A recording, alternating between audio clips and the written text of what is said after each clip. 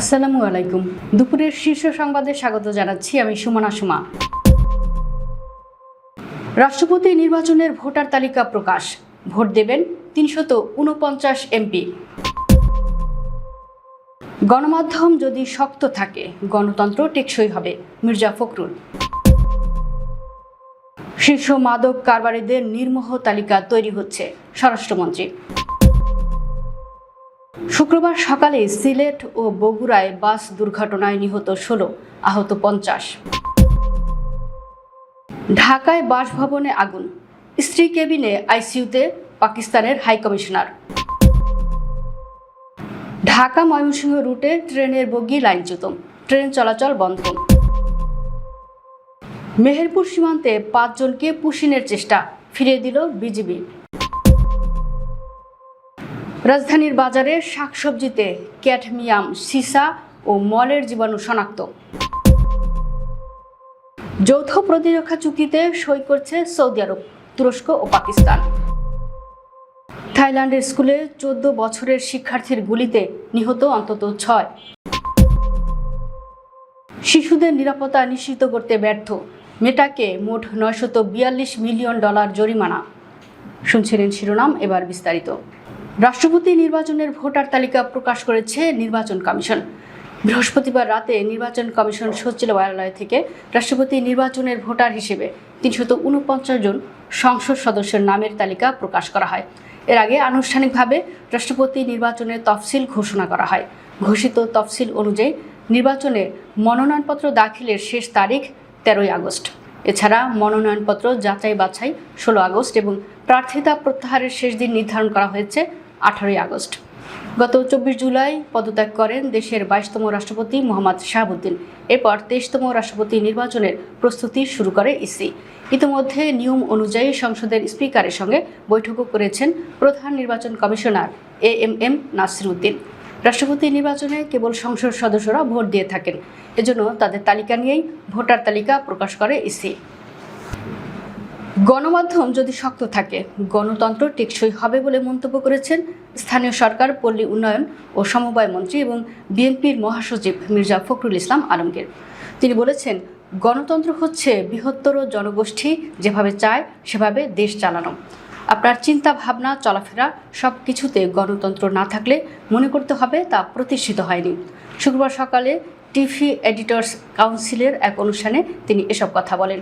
মির্জা ফখরুল বলেন, ৩ মাস ৪ মাস না যেতেই আমরা রাস্তায় নেমে গেছি। সরকারকে ব্যর্থ বলে তাকে ৫ বছর যেতে দিব না বলছি, এগুলো ফ্যাসিস্টের ভাষা। তিনি আরও বলেন, শেখ হাসিনা গণতন্ত্রের নাম বলে গণতন্ত্রকে ধ্বংস করেছে, তারা গণতান্ত্রিক প্রতিষ্ঠানগুলোও ধ্বংস করে দিয়েছে। ফখরুল বলেন, আমরা সবাই চাই চমৎকার একটি গণমাধ্যম থাকবে, আলোচনা সমালোচনা সবই হবে। তবে টকশোতে আলোচনা শুনলে মনে হয় সরকার চরম ব্যর্থ, দেশ ধ্বংস হয়ে গেছে। গণমাধ্যম যদি শক্ত থাকে গণতন্ত্র টেকসই হবে। স্বরাষ্ট্রমন্ত্রী সালাউদ্দিন আহমেদ বলেছেন, নির্মোহভাবে শীর্ষ মাদক কারবারিদের তালিকা আমরা প্রস্তুত করব। টাস্কফোর্স কমিটি মাদক চোরা কারবারি ও ব্যবসায়ীদের তালিকা তৈরি করবে, তার উপর ভিত্তি করে পরবর্তী পদক্ষেপ নেওয়া হবে। বৃহস্পতিবার রাত 10:30টার দিকে কক্সবাজার শহরের হিল ডাউন সার্কিট হাউসে জেলা প্রশাসন আয়োজিত মাদক প্রতিরোধ ও আইন শৃঙ্খলা উন্নয়ন সংক্রান্ত সভা শেষে সাংবাদিকদের তিনি একথা বলেন। স্বরাষ্ট্রমন্ত্রী বলেন, ইয়াবার কারণে যুব সমাজ মাদকাসক্তির দিকে যাচ্ছে, এটা আমরা লক্ষ্য করছি। মাদকের প্রসার রোধ করা বর্তমান সরকারের প্রধানতম অগ্রাধিকার। কক্সবাজার জেলায় সশস্ত্র বাহিনী, আইনশৃঙ্খলা বাহিনী, জেলা প্রশাসন সহ সংশ্লিষ্ট বিভিন্ন সরকারি প্রতিষ্ঠান নিয়ে মাদক প্রতিরোধে গঠিত বিশেষ টাস্কফোর্সের সমন্বিত সিদ্ধান্তগুলো স্বরাষ্ট্রমন্ত্রী উপস্থাপন করেন। তিনি জানান, মাদক চোরাচালানে ব্যবহৃত রুটগুলোতে আইনশৃঙ্খলা বাহিনীর ক্যাম্প স্থাপন করা হবে। সমতলের পাশাপাশি জলপথেও নেভি, কোস্টগার্ডের টহল জোরদার থাকবে। মাদক চোরাচালানে বাহক বা ক্যারিয়ার হিসেবে কাজ করছে তাদেরও চিহ্নিত করা হবে। ছুটির দিনের সকালে দেশের 2 জেলায় ভয়াবহ সড়ক দুর্ঘটনায় প্রাণ হারিয়েছেন 16 জন। বগুড়া ও সিলেটে পৃথক 2টি বাস দুর্ঘটনায় আরও অন্তত 50 জন আহত হয়েছেন। শুক্রবার ভোর থেকে সকাল 7টার মধ্যে এসব দুর্ঘটনা ঘটে। বগুড়ায় বাস চাপায় 7 শ্রমিক নিহত। শুক্রবার ভোরে 5:30টার দিকে বগুড়া নওগাঁ আঞ্চলিক মহাসড়কের এরুলিয়া উচ্চ বিদ্যালয়ের সামনে এ দুর্ঘটনা ঘটে। আহতদের উদ্ধার করে বগুড়া শহীদ জিয়াউর রহমান মেডিকেল কলেজ হাসপাতালে ভর্তি করা হয়েছে। আহতদের মধ্যে কয়েকজনের অবস্থা আশঙ্কাজনক। অন্যদিকে সিলেটে 2 বাসের সংঘর্ষে নিহত 9। সিলেট ঢাকা মহাসড়কের ওসমানীনগর উপজেলার দয়ামির এলাকায় 2 বাসের মুখোমুখি সংঘর্ষে 9 জন নিহত হয়েছেন। এ ঘটনায় আরও অন্তত 25 থেকে 30 জন আহত হয়েছেন। শুক্রবার সকাল 7:30টার দিকে বেঙ্গল পরিবহন ও ইউনিক পরিবহনের মধ্যে এ সংঘর্ষের ঘটনা ঘটে। নিহতরা সবাই ইউনিক পরিবহনের যাত্রী বলে জানিয়েছেন পুলিশ। দুর্ঘটনায় ঘটনাস্থলেই 8 জন নিহত হন। পরে হাসপাতালে নেওয়ার পর আরও একজনের মৃত্যু হয়। নিহতদের মধ্যে একজন শিশু এবং বাকিরা প্রাপ্তবয়স্ক।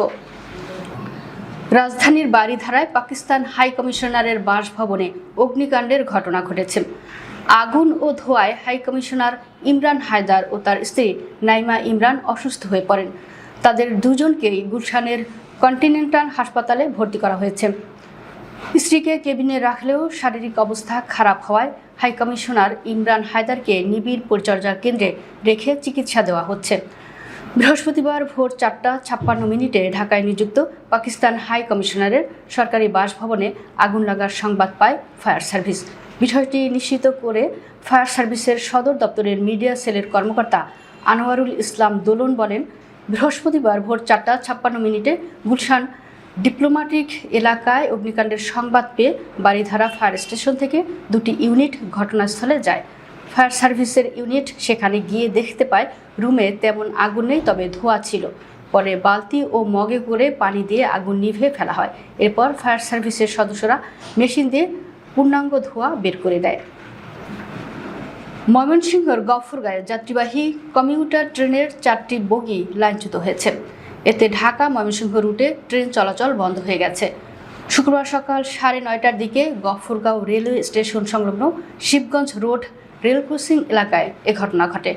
ময়মনসিংহ রেলওয়ে থানার ভারপ্রাপ্ত কর্মকর্তা আক্তার হোসেন বিষয়টি নিশ্চিত করেছেন।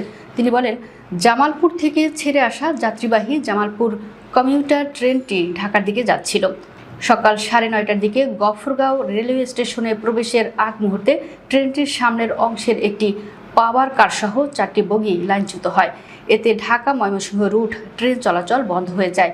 ওসি আক্তার হোসেন বলেন, এ ঘটনায় কেউ হতাহত হয়নি, তবে ঢাকা ময়মনসিংহ রুটে ট্রেন চলাচল বন্ধ হয়ে যাওয়ায় যাত্রীরা ভোগান্তিতে পড়েছেন।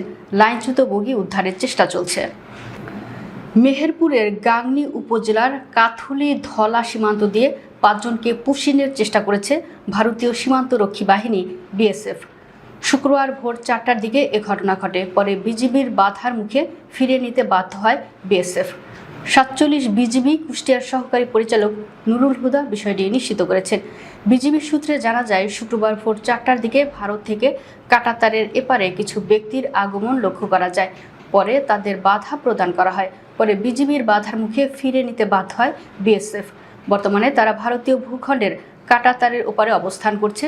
পুশিন হওয়া ব্যক্তিদের মধ্যে 4 জন পুরুষ ও 1 জন নারী রয়েছেন। সুস্থ থাকতে প্রতিদিনের খাদ্য তালিকায় বেশি করে শাকসবজি খাওয়ার পরামর্শ দেন চিকিৎসকরা। তবে বাংলাদেশ নিরাপদ খাদ্য কর্তৃপক্ষের সাম্প্রতিক এক প্রতিবেদনে উঠে এসেছে উদ্বেগজনক তথ্য। রাজধানী ঢাকার বিভিন্ন বাজার ও এলাকা থেকে সংগ্রহ করা শাকসবজির নমুনায় সহনীয় মাত্রার চেয়ে বেশি সীসা, ক্যাডমিয়াম এবং ক্ষতিকর জীবাণুর উপস্থিতি পাওয়া গেছে। বিএফএস এর 2024-25 অর্থবছরের প্রতিবেদনে বলা হয়েছে, ঢাকার বিভিন্ন বাজার ও এলাকা থেকে সংগ্রহ করা শাকসবজির নমুনায় 1.16 থেকে 2.37 ppm পর্যন্ত সীসা শনাক্ত হয়েছে। এছাড়া একই নমুনায় 0.33 ppm ক্যাডমিয়ামের উপস্থিতিও পাওয়া গেছে। যৌথ প্রতিরক্ষা চুক্তি সই করতে যাচ্ছে সৌদি আরব, তুরস্ক ও পাকিস্তান। মধ্যপ্রাচ্যে যুদ্ধ ও নিরাপত্তা সংকটের মধ্যে সৌদি আরবে 3 দেশের শীর্ষ নেতাদের উপস্থিতিতে এ চুক্তি স্বাক্ষর হওয়ার কথা রয়েছে। আঞ্চলিক উত্তেজনা বৃদ্ধির প্রেক্ষাপটে এই পদক্ষেপকে গুরুত্বপূর্ণ কৌশলগত উদ্যোগ হিসেবে দেখা হচ্ছে। বার্তা সংস্থা রয়টার্স বলছে, সৌদি আরব, তুরস্ক ও পাকিস্তান শুক্রবার সৌদি আরবে একটি যৌথ প্রতিরক্ষা চুক্তি সই করবে বলে বিষয়টি সম্পর্কে সরাসরি অবগত 2টি আঞ্চলিক সূত্র রয়টার্সকে জানিয়েছে। অন্যদিকে বার্তা সংস্থা এফপির খবরে বলা হয়েছে, আঞ্চলিক যুদ্ধ সংঘাত ও সামরিক উত্তেজনা বৃদ্ধির মধ্যে জেদ্দায় এ চুক্তি স্বাক্ষর হতে যাচ্ছে। বিশেষ করে যুক্তরাষ্ট্র ইরান যুদ্ধের কারণে উপসাগরীয় অঞ্চল উত্তপ্ত হয়ে ওঠা এবং হরমুজ প্রণালী ও লোহিত সাগরে জাহাজ চলাচল ব্যাহত হওয়ার প্রেক্ষাপটে এ উদ্যোগ নেওয়া হচ্ছে। থাইল্যান্ডের রাজধানী ব্যাংককের উত্তরে ননথাবুরি প্রদেশের একটি হাইস্কুলে গোলাগুলির ঘটনায় অন্তত 6 জন নিহত হয়েছেন। এ ঘটনায় আরও 15 জন শিক্ষার্থী আহত হয়েছে। সন্দেহভাজন হামলাকারী নবম শ্রেণীর 14 বছর বয়সী এক শিক্ষার্থীকে মৃত অবস্থায় পাওয়া গেছে। শুক্রবার দেশটির কর্তৃপক্ষ এই খবর জানিয়েছে। দেশটির উপ অভ্যন্তরীণ মন্ত্রী পোলাপি সুউঞ্চু জানান, নিহতদের মধ্যে 2 জন শিক্ষার্থী ও 2 জন শিক্ষক রয়েছেন। কর্তৃপক্ষ সবাইকে ননথাবুরির দেবশ্রীন স্কুলের আশেপাশে না যাওয়ার জন্য অনুরোধ জানিয়েছেন। দেবশ্রীন স্কুল থাইল্যান্ডের একটি পরিচিত শিক্ষা প্রতিষ্ঠান। দেশজুড়ে এর একাধিক শাখা রয়েছে। পোলাপি সুউঞ্চু আরও বলেন, আহত শিক্ষার্থীরা গুলিতে নয় বরং আতঙ্কে পালানোর সময় আহত হয়েছে। কর্তৃপক্ষ জানিয়েছে, হামলাকারী ওই স্কুলেরই এক কিশোর শিক্ষার্থী। শিশুদের নিরাপত্তা নিশ্চিত করতে ব্যর্থ হওয়ায় সামাজিক যোগাযোগ মাধ্যম প্রতিষ্ঠান মেটাকে আরও 567 মিলিয়ন বা প্রায় 57 কোটি মার্কিন ডলার জরিমানা করার নির্দেশ দিয়েছেন যুক্তরাষ্ট্রের নিউ মেক্সিকো অঙ্গরাজ্যের একটি আদালত। বৃহস্পতিবার দেওয়া এ রায় শিশু নিরাপত্তা ইস্যুতে মেটার বিরুদ্ধে এখন পর্যন্ত সবচেয়ে বড় আর্থিক দণ্ড হিসেবে বিবেচিত হচ্ছে বলে জানিয়েছে বিবিসি। নিউ মেক্সিকোর বিচারক ব্রায়ান বিটশেড বলেন, শিশুদের জন্য মেটার প্ল্যাটফর্মগুলো যে ঝুঁকি সৃষ্টি করেছে তা জনস্বাস্থ্যের জন্য ক্ষতিকর, পাবলিক নিউসেন্স বা জনদুর্ভোগের পর্যায়ে পৌঁছেছে। তিনি মেটাকে এমন একটি তহবিল গঠনের নির্দেশ দিয়েছেন যার অর্থ ভবিষ্যতে এ ধরনের ক্ষতি কমাতে ব্যয় করা হবে। এর আগে একই মামলায় মেটাকে 375 মিলিয়ন ডলার জরিমানা করা হয়েছিল। নতুন জরিমানা সহ কোম্পানিটির মোট আর্থিক দণ্ড দাঁড়ালো 942 মিলিয়ন ডলার।